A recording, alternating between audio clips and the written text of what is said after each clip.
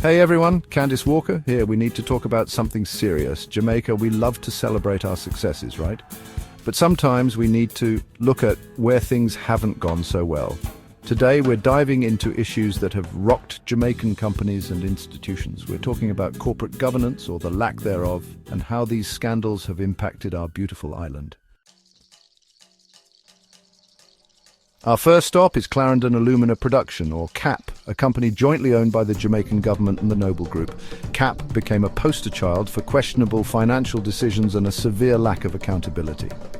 This lack of oversight led to massive financial losses, and to make matters worse, it strained relations between the government and its private partner. The situation got so bad that the Jamaican government had to step in and restructure the entire company. It was a desperate attempt to salvage what was left and hopefully learn from their mistakes. This ordeal highlighted the crucial need for better governance in state-owned enterprises.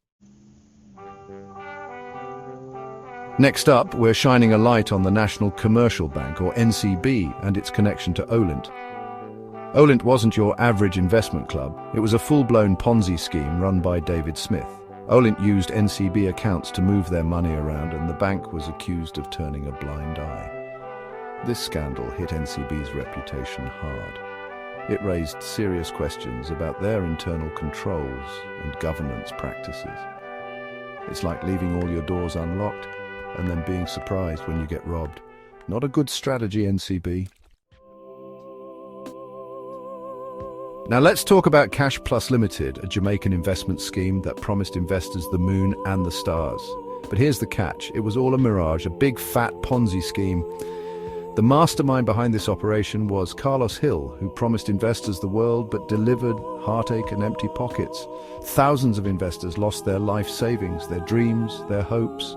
It was a dark time for Jamaica, exposing the gaping holes in our regulatory oversight and corporate governance. This wasn't just a case of bad business. It was a betrayal of trust on a massive scale. We need to learn from these mistakes. Remember the 1990s? Good times, right? Well, not so much for the Jamaican financial sector. This was the era of FinSAC, the Financial Sector Adjustment Company. Why was it needed? Because several Jamaican financial institutions went belly up. They mismanaged funds, took insane risks, and basically forgot how to govern themselves. FinSAC was brought in to clean up the mess, but the damage was done. The crisis exposed systemic governance failures in the sector. The collapse of these institutions sent shockwaves through the economy. The lesson here? Strong governance isn't a suggestion, it's a necessity. We all have a soft spot for Air Jamaica, right? Our very own airline, soaring through the skies. But behind the romanticized image was a company plagued by chronic financial losses. Mismanagement, political interference, and a lack of strategic oversight played starring roles. Despite multiple attempts to save it, Air Jamaica kept nosediving into debt. In the end, the government had to sell the airline to Caribbean Airlines in 2011, a stark reminder of the consequences of poor governance.